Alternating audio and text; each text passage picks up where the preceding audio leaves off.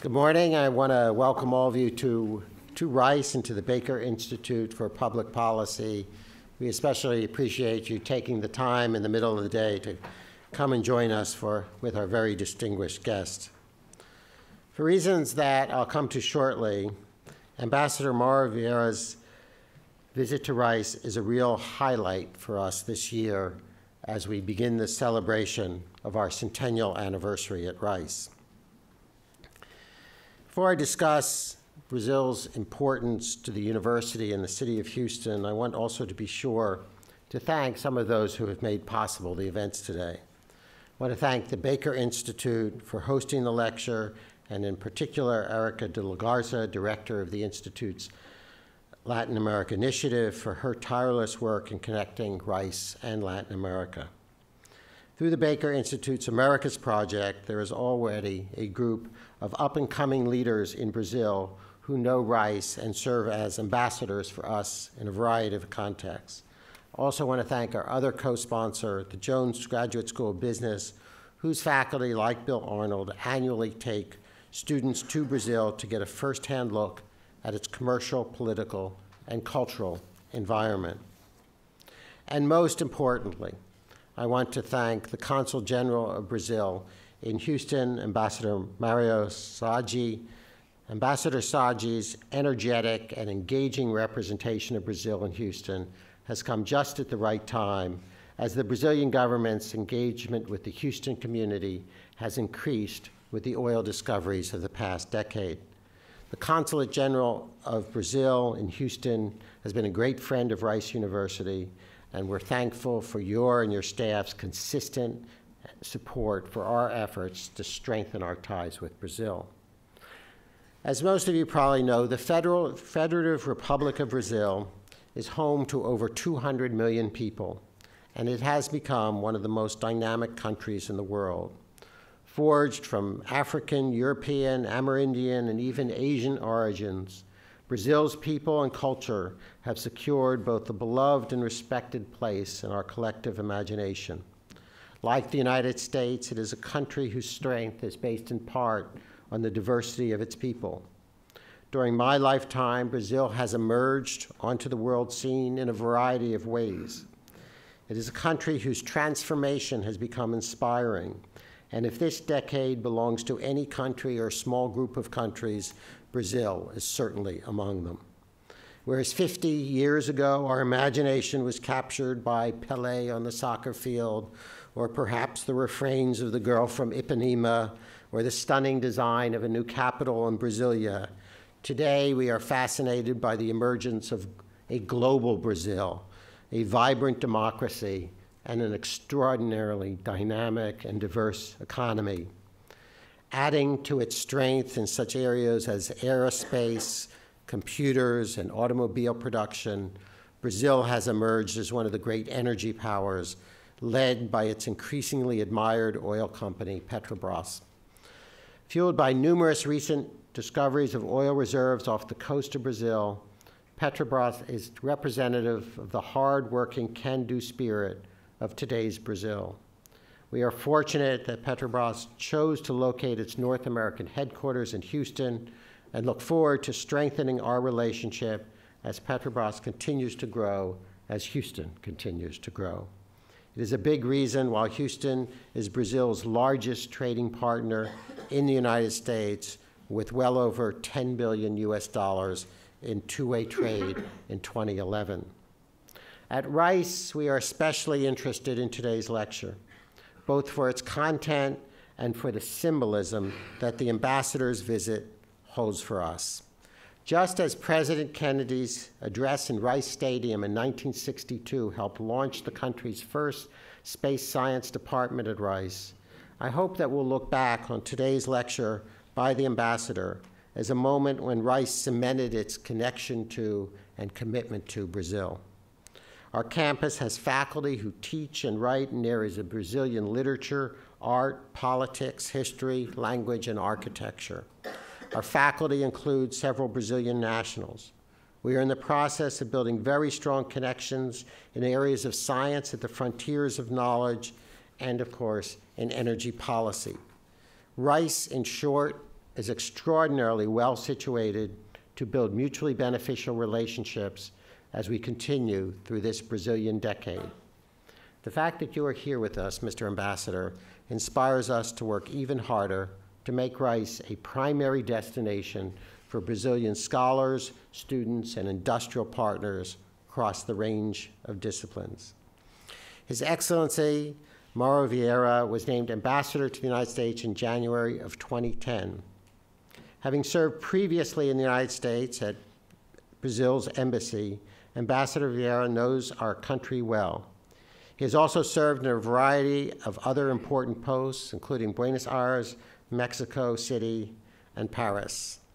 Like myself, he was initially trained as a lawyer, but found something more productive to do, even more quickly than I did.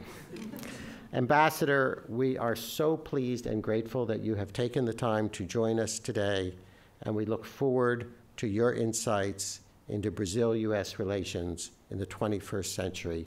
Please join me in welcoming Ambassador Mauro Vieira.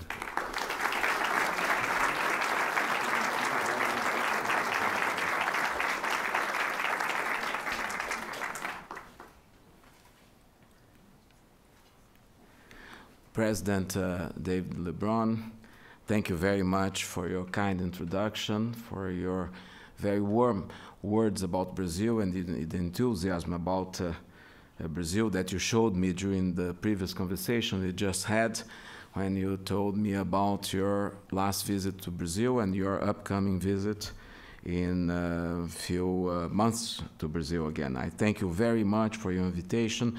I thank you for organizing this day of meetings here at Rice University, which is a very important institution, very well known, ranking among the top US universities, and over which we do have a very big interest in having a close relation and have more Brazilians here as students. I will refer to that during my presentation. I also would like to thank very much the Consul General and the Consulate and the Consul General, who is a longtime friend, Mauro Saad. We have been working, we are both career diplomats, and we have been working together in a number of different commissions in Brazil and abroad. So it's a very big chance for me to come here and to be able to meet him again. And I'm very happy to be in Houston for the first time. I've never visited Houston before, and I owe to the state of Texas a visit because I've been 2 years in Washington. It was about time to visit this important state which has so many important relations with Brazil, not only in the oil and energy area, but also in the university and academic cooperation. So I'm very glad to be here today. Thank you very much for this invitation. I had also the opportunity to meet some of the Brazilian students here before meeting you, and we had a wonderful conversation. We talked about in the future of the new Brazilian students here at Rice that we are looking at having. I today would like to tell you some short idea about our historic relations, to tell you how we see ourselves in the progress we did recently and how do we see the future of our relations, of Brazil-US relations. I'd like to start making a reference to the alliance between Brazil and the United States, which is one of the longest standing in the world and for sure in the Western Hemisphere. The United States was the first country to recognize Brazil as an independent state in 1822. Brazil was colonized by Portugal. In 1904, when the Baron of Rio Branco, who is the patron of the Brazilian Foreign Service, when he was at heading the ministry, he decided to raise the legation that we had since 1823 to the level of an embassy. And this was the benchmark for the unwritten alliance, as it is according to the classical formulation of Bradford Burns, who is a very well-known Brazilianist and who wrote about the origins of our relations. And he said that we had built since the 19th century, but mainly during the 20th century, this unwritten alliance which made Brazil and the United States so close and which developed so much in the 20th century. The relationship between Brazil and the United States was enhanced and consolidated during the 20th century. In 1910, the United States became the largest trading partner of Brazil, and the following decade saw several American companies come and establish themselves in Brazil. We have American companies which have been for over a century in Brazil, such as Exxon, General Electric, and many others. In the First World War, Brazil opened its ports to Allied ships, had a Navy division join the British fleet in Gibraltar, sent troops to fight alongside the French army, and sent to France a medical mission comprised of around 100 doctors and support personnel. During the Second World War, 25,000 Brazilian troops fought alongside the United States with allied countries in Italy against the Axis powers. So this is a few examples to prove that this unwritten alliance was very present during the 20th century. Our heads of states and foreign ministers' frequent meetings serve as a proof of the strength of the bilateral relationship. And here I have a few interesting historic aspects. The first meeting between Brazil and the United States head of state took place back in 1876, when the then Emperor of Brazil, Pedro II, Peter II, met with President Ulysses Grant during the Centennial International Exhibition in Philadelphia. Since then, 11 Brazilian presidents visited the United States 16 times, and 10 US presidents paid 14 visits to Brazil.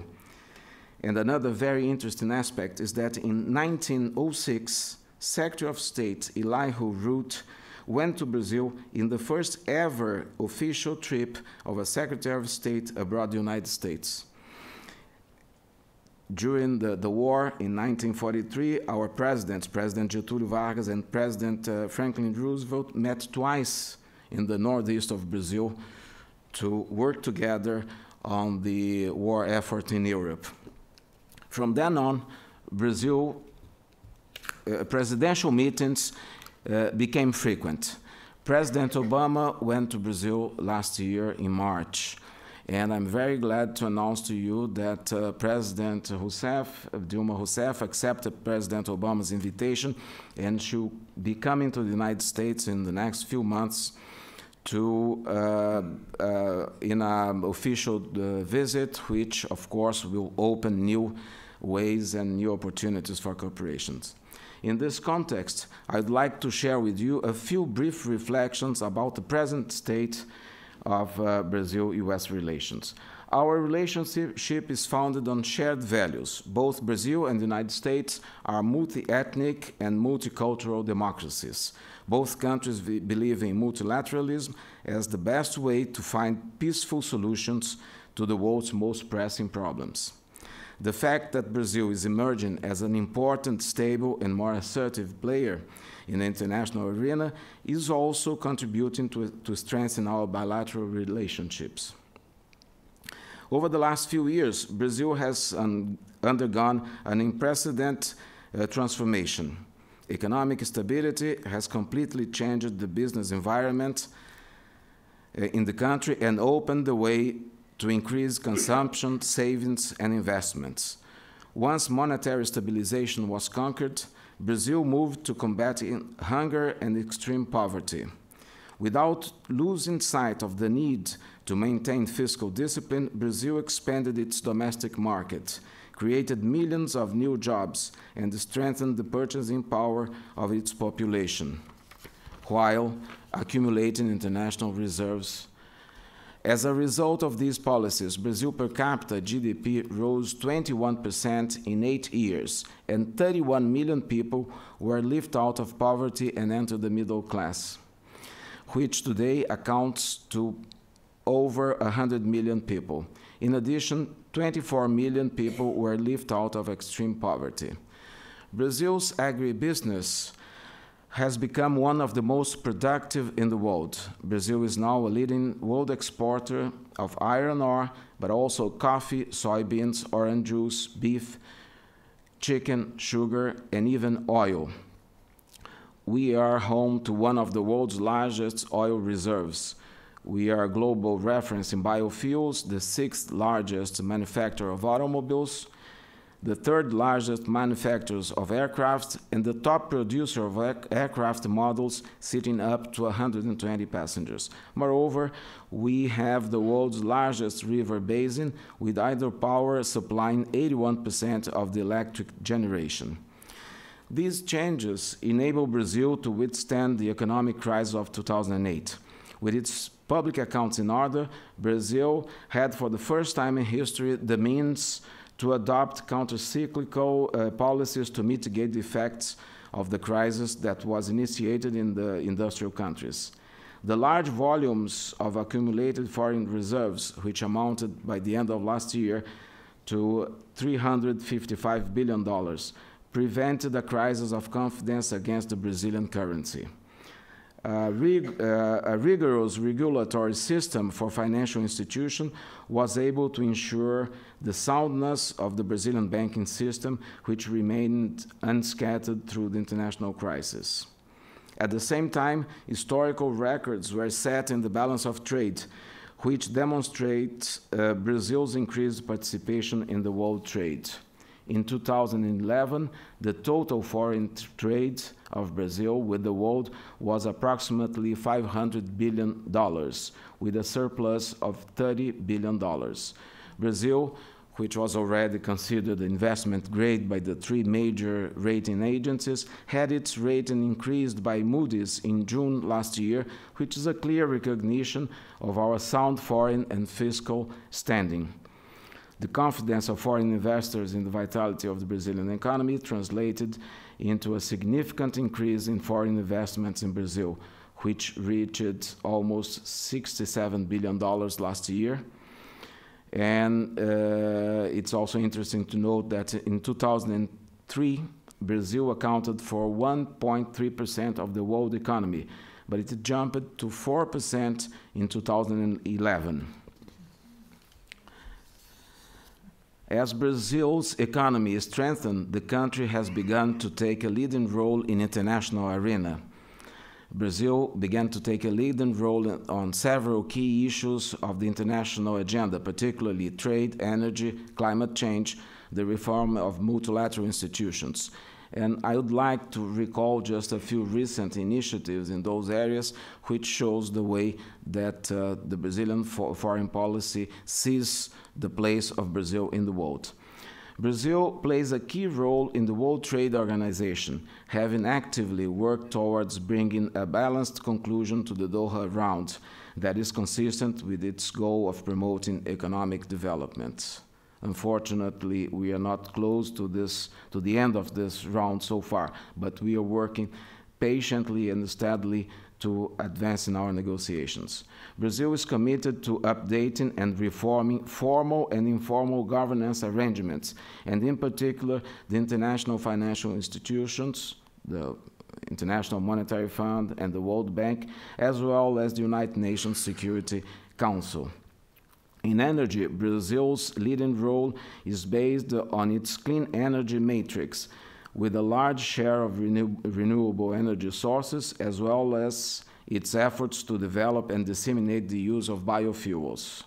Brazil has sought to create a global market for ethanol so as to reduce the international dependence on oil. The exploration of oil reserves in the pre-salt layers, which have recently been discovered, will make Brazil a major oil exporter in the world. Brazil plays a key role in areas such as environment and climate change. The Brazilian government submitted ambitious goals to reduce greenhouse gas emissions to the 15th Conference of Parties of the United Nations Framework Conference on Climate Change, which was held in December 2009 in Copenhagen. And since then, we have worked very hard domestically to present new and wider goals to the coming meetings of this conference. And Brazil will be hosting in mid-June this year the Rio Plus 20 conference, which is a United Nations conference which will gather over 100 heads of states to discuss the future of climate change and environment, and to look back over the last 20 years, what we have done, and to project new measures for the future. Brazil has contributed to a more balanced and fair global governance on several levels and fora. We emphasize the links between peace, security, and development, and truly believe in the power of diplomacy to avoid the use of force, what we usually call preemptive diplomacy. And a good example is Haiti, where Brazil's leadership of MINUSTA, the United Nations peacekeeping force, has been praised for successfully getting support for the population, which now sees the United Nations mission as an ally for their efforts to renew the country. Brazil is in a privileged position of being an interlocutor with both the developed countries and the developing countries, and it demonstrates that it can be a significant driver of growth in less developed countries. Regionally, Brazil has played the role of moderator and essential actor in bringing solutions to political crises. Brazil has proposed the creation of UNASUL, which is the Union of South American countries. We have also created under UNASUL the South American Defense Council, which has contributed to maintaining the political stability and democracy in the region. And of course, we are also founders of Mercosul, which is the integration, the common market and integration agreement between Brazil, Uruguay, Argentina, and Paraguay, which is over 20 years now. Globally, Brazil has also played an active role in new venues for South-South coordination, such as the IBSA Forum. IBSA is the acronym for India, Brazil, and South Africa, and the BRICS, which you know well. These structuring components have created the conditions for a more mature relationship between the United States and Brazil, one that, by overcoming the past asymmetries, can now be described as a relationship of equals. Our dynamic trade relations, and I'd like to say just a few and short remarks about this without boring you with so many numbers, but our dynamic trade relations demonstrate that much. Our bilateral trade reached $63 billion in 2008. It decreased a lot as a result of the financial crisis, but it has already recovered. In 2011, bilateral trade with the United States amounted to approximately $70 billion. We do not have the final numbers. They will come out. The Department of Commerce of the United States will present the numbers next week. But since 2008, we have accrued a high deficit with the United States. So we have to work hard to promote a more dynamic trade and investment relation. It's very important to keep a very close relation between Brazil and the United States. We are countries with so many similarities, and we would like to have the United States as our main trade partner. This position was reached by the United States in 2010. In 1910, the United States became the first trade partner of Brazil, and this position was held by the United States for a century. And in 2010, China was our first trade partner. So we have to work to promote a closer trade and a bigger trade. And I would like just to mention a few data that shows the need for improved and better conditions in our trade. In the year 2000, the U.S. absorbed 24% of Brazilian exports. In 2011, that share had gone down to 9%. In 2000, American investments in Brazil were 20 times larger than Brazilian investments in the United States. In 2011, that proportion reached a much more balanced 2-to-1 ratio. And well, the position of first trade partner, which I mentioned already. As in any mature relationship, Brazil and the United States disagree in a few issues. And as in any mature relationship, our differences are solved through direct discussions and negotiations, always aiming at building consensus. We strongly believe that a symmetric relationship we enjoy today is healthier for both countries. In this context, we have currently three major mechanisms of bilateral consultation, which are very important and which I'd like to mention briefly. Those are channels and very high-level channels of consultation and of negotiation of common positions, not only in the bilateral level, but also in the regional and the global level. We have three, what we call dialogues. We have the Global Partnership Dialogue, which was launched by Secretary of State Hillary Clinton when she visited Brazil 2 years ago. And this is an overarching mechanism that aims at coordination the various bilateral initiatives. And we are having a new meeting. This mechanism meets twice a year. Twice a year we'll have, by the end of April, new, and the first in this year, meeting. We also have the Economic Partnership Dialogue, which allows for the discussion of social and mainly economic topics from a political perspective. And we have a very important one, which is very important for the state of Texas, which is the Strategic Dialogue on Energy, which was created last year when President Obama visited Brazil.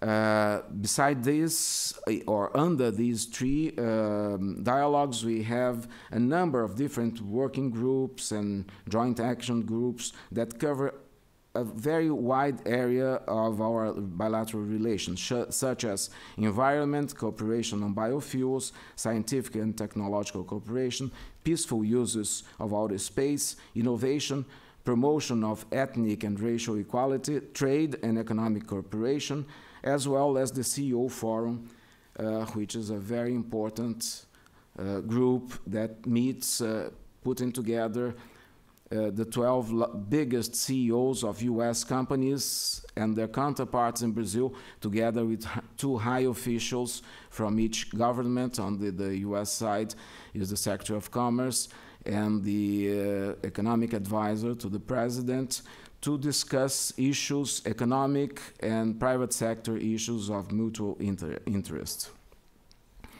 Globally, Brazil and the United States led efforts to increase government transparency with the Open Government Partnership, launched in September 2011 in New York at the margins of the United Nations General Assembly. This is an important mechanism to strengthen democracy. The goal is to ensure accountability, inspection, and citizens' participation, creating ongoing two-way communication between the government and society. And it's important to stress that this mechanism is open to the participation of all countries that want to join us. And today we have over 50 countries participating in this meeting. We'll have, in this mechanism, we'll have a new meeting also in April in Brazil. In addition to these ongoing initiatives, I'd like to say a few words about the future of our relationship too. President Obama's visit to Brazil last year and the upcoming visit of President Dilma Rousseff to the United States will raise the bilateral relations to a new level. A modern and innovative view of the relationship is already being displayed in 4 key areas: energy, environment, science, technology, innovation, and organization of mega events. I will just touch briefly each of them. Energy is a strategic area for Brazil where the United States can play a most relevant role. Last August, at the meeting of the Brazil-US Strategic Energy Dialogue, which was held in Brasilia, the 2 delegations identified 4 main areas for cooperations: biofuel, renewable energy, oil and natural gas, and nuclear energy.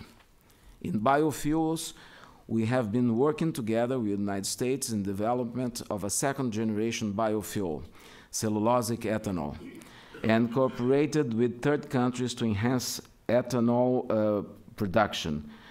Thus, we hope to create an international market for ethanol, turning it into a commodity to be traded globally.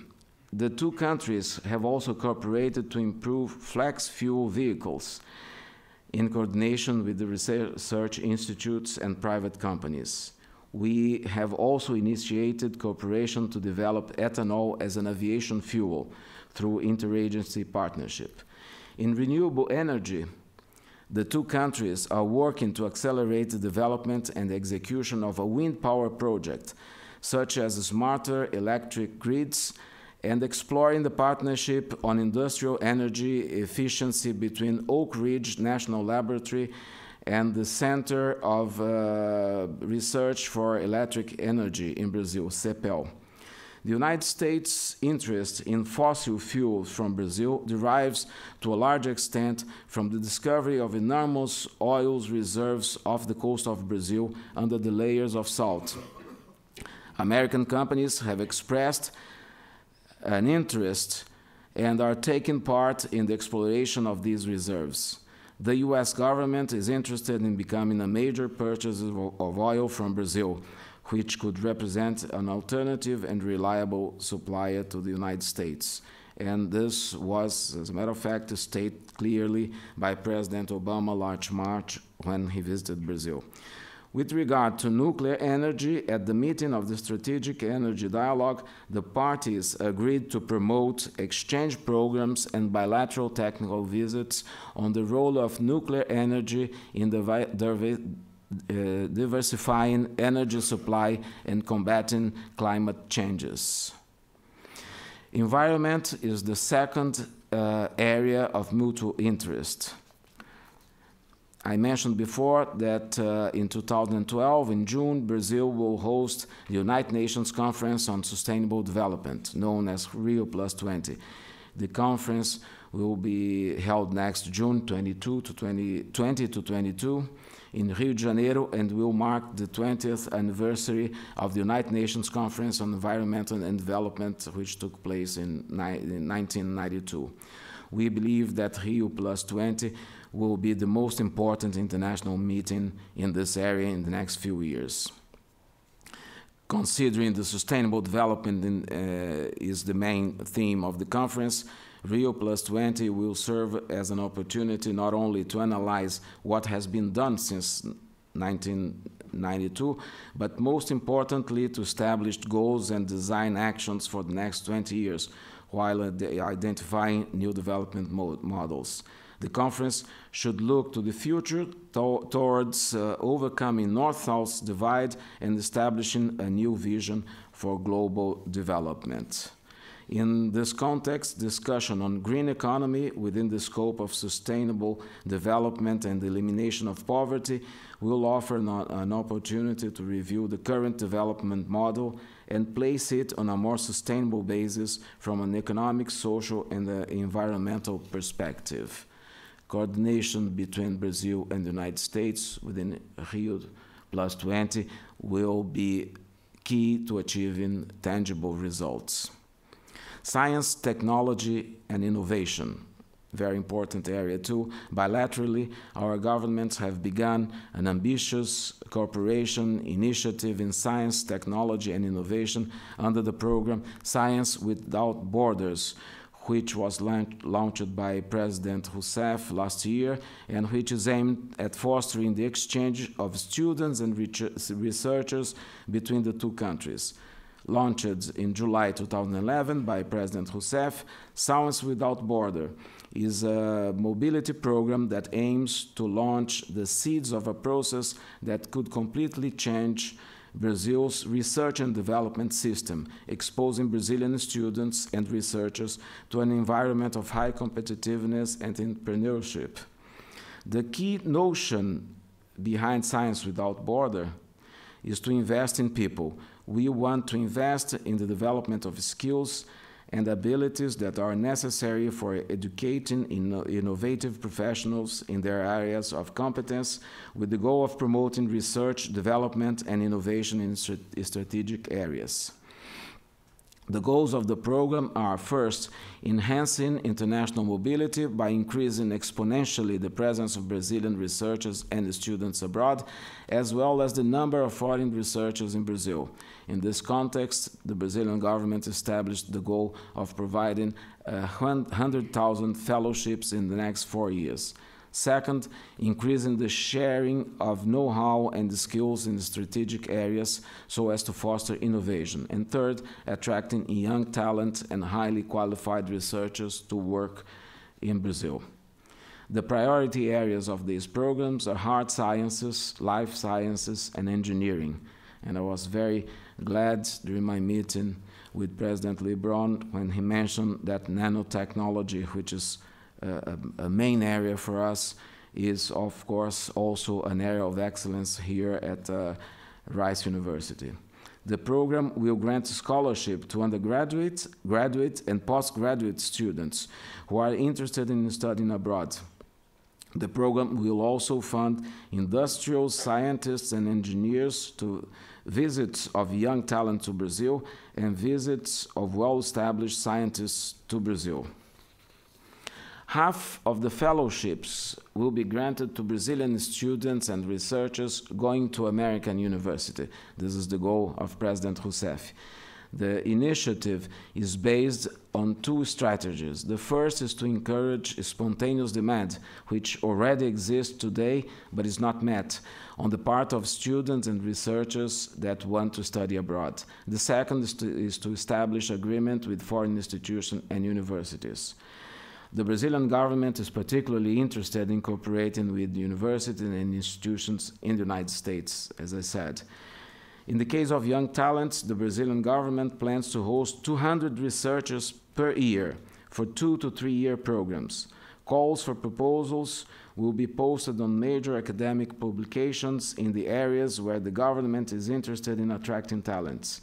In the case of senior researchers on trips to Brazil, the goal will be to include such visits in the context of broader research projects.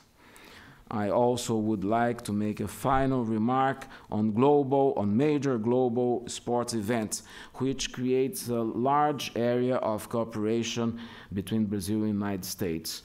The 2014 World Cup and the 2016 Olympic and Paralympic Games will open a set of new opportunities for cooperation. Boosted for being selected to host those two major events, Brazil is now definitively included in the international route of international sports events, and the sports-related industries are expected to grow exponentially over the next few years. In 2011 alone, Brazil hosted a much larger number of global and regional competitions than the previous years. The number of international conferences and fairs associated with sports also increased largely. These two major sports events are serving as catalysts for public and private investments. They are reshaping our big cities. For the World Cup alone, planned investments amount to 10 billion in urban mobility projects alone. Regarding the 2016 Olympic Games, public investment is budgeted at 15 billion and it's estimated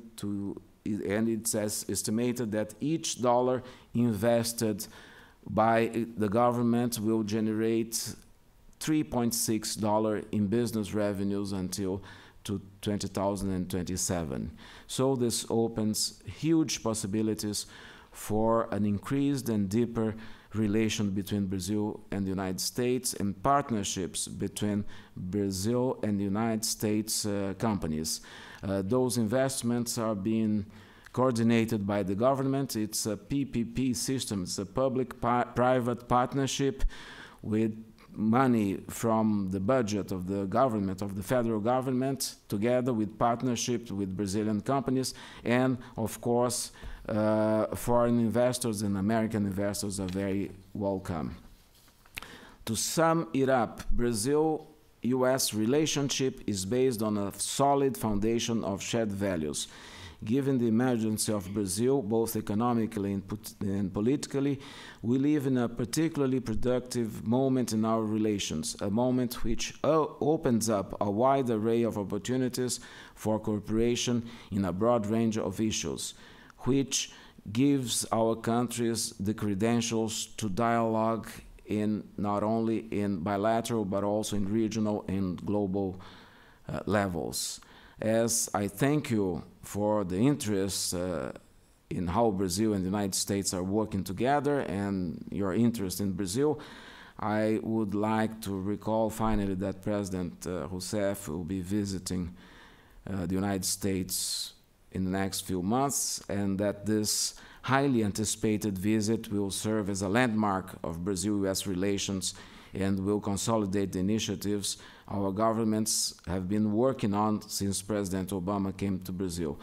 This visit will launch a new cycle in our bilateral relations under the aegis of modernism, innovation, science, and technology.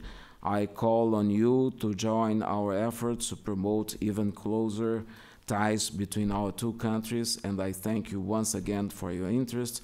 I thank Rice University and President LeBron for organizing this for me. Thank you very much.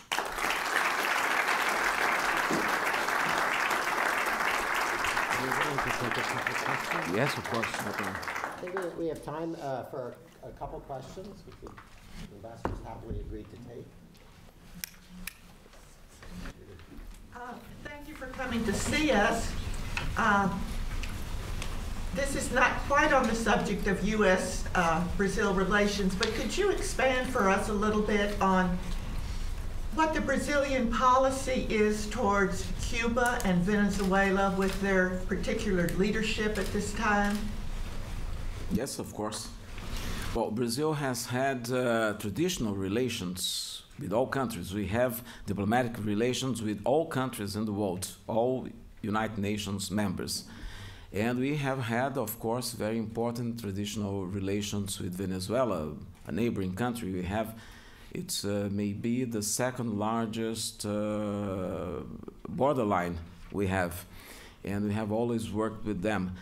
And there's a lot of criticism these days about President Chavez. What I would like to say is that we have been working together a long time, and that President Cardoso, Fernando Henrique Cardoso, who was president for 2 terms before President Lula, and President Lula paid a number of visits and to Venezuela, and we also received the previous president, President Caldeira, and for over the last 10 or 12 years, President Chavez visited Brazil many times.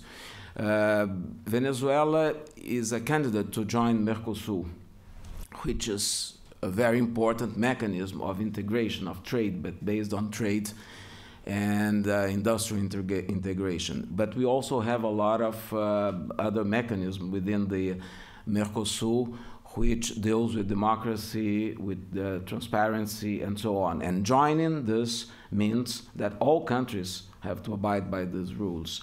And one thing that we have to recognize is that President Chavez has faced many elections during his period in government, maybe too many. And that, yes, I mean, maybe too many because there were different referendums and plebiscites and a number of different and local and regional elections and presidential elections. And I think that all these elections, they were conducted under the surveillance of international institutions and including the Carter Centers, and President Carter himself was there. The OAS, the Organization of American States, sent a very important delegation to accompany one of the previous elections when there was also a big referendum, and the elections took place under a democratic regime, the regime that was open to elections. The elections were not forbidden. And what happened in Venezuela if I'll allow myself a remark on a domestic issue, that would not be the case in the diplomatic world, but I just would like to say that when President Chavez took office, the opposition in Venezuela refused to take part in elections. So they renounced a very important right that everyone has, that's to participate, to take part. And the system goes on. So, and with Cuba, what I could say, President Rousseff just visited Cuba.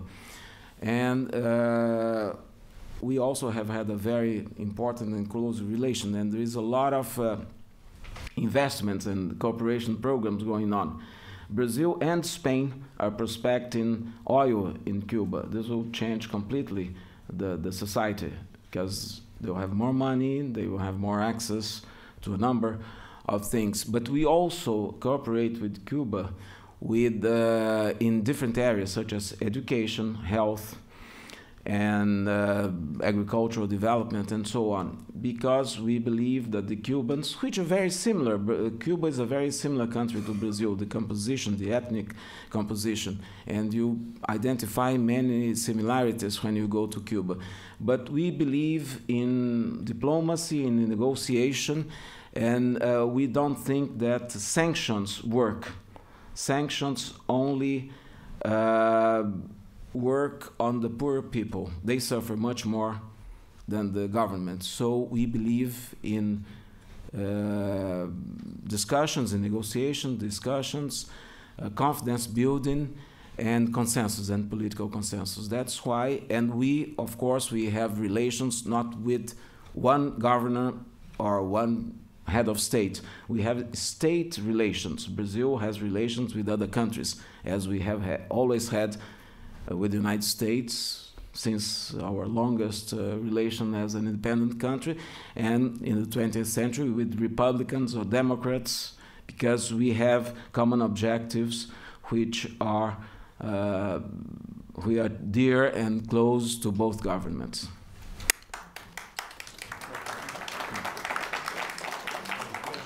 Yeah, so first of all, thank you very, very much for coming. It's an honor. I just wanted to ask about what your opinions are on the environmental implications in the wake of all of this economic development in Brazil. In terms of like the rainforest, environmental implications, greenhouse gases, and all of that. Well, as I mentioned, it's a top issue for Brazil, and we're taking very good care of it. There is a lot of criticism abroad. Sometimes you open the papers, you see that the deforestation and so on, and criticism about ethanol and sugarcane, that it's destroying the Amazon. This is totally false. We have had for maybe almost 25 years now a Ministry of Environmental, which is the equivalent to EPA, Environmental Protection Agency, but it's at the level of a ministry. The head of this ministry sits in the cabinet of president.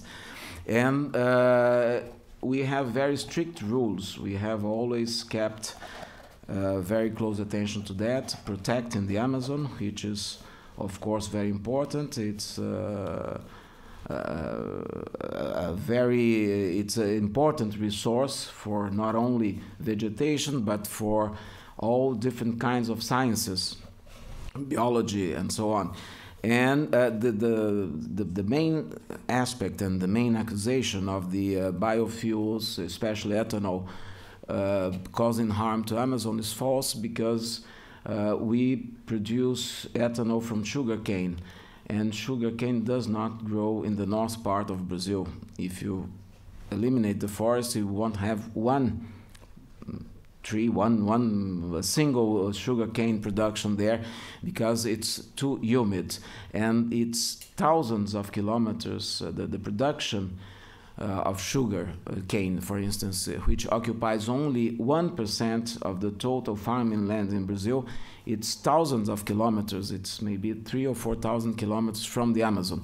So, and we have this ministry which take good care of the environment. We have very strict rules, and Brazil was the first country as I mentioned, in 2009, to present voluntary limitations of emissions of carbon gas.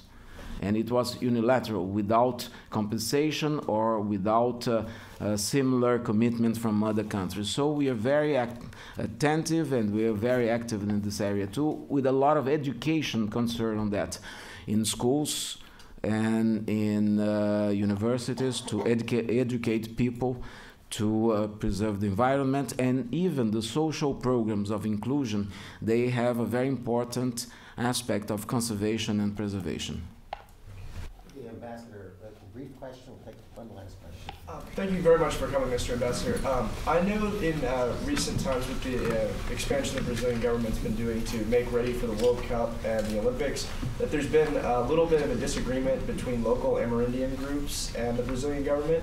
I was just wondering if you could briefly... Local what, sorry? Amerindian groups, Native American groups. And I was just wondering if you could touch briefly on some of the ways the government's working to consolidate that. Well, I don't think this is related to the big sports event. This is more related to the construction of hydroelectric power plants in the Amazon, but which are very important because there are 20 million Brazilians and native populations living in this area, which deserve the attention of the government. They deserve health, education, and access to modern standard of living. And the government has developed a project for over 30 years. It's been under consideration and studies from over 30 years to build important hydroelectric power plant in the Amazon and Rio Madeira. And there's been a lot of discussion on that. But the government has a very transparent position standing on that. We favor the discussions. Well, first of all, the project has been analyzed and approved by all different agencies involved in over 30 years. And of course, there has to be a compensation for some of the populations that have to be displaced, but it's very reduced, very little, and it's a very modern technology that won't produce a big lake as many other important hydroelectric plants in the world.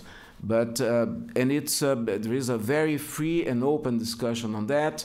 These groups that are not in favor of the construction, they can protest, and they have access to newspapers and even to the justice. There are a lot of juridical remedies to that. They can go and discuss, and they have asked for the suspension of the works for a number of times, and they're still talking and negotiating. But it's important to have in mind, to bear in mind, that the government has the responsibility to include those 20 million people living in this area in modern standards of life.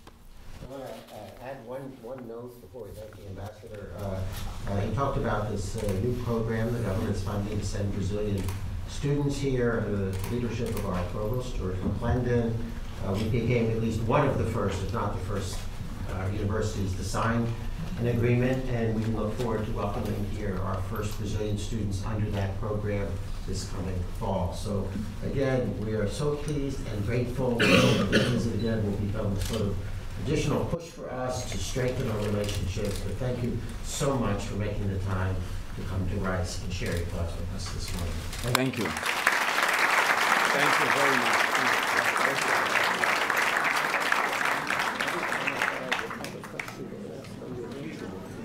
Wow.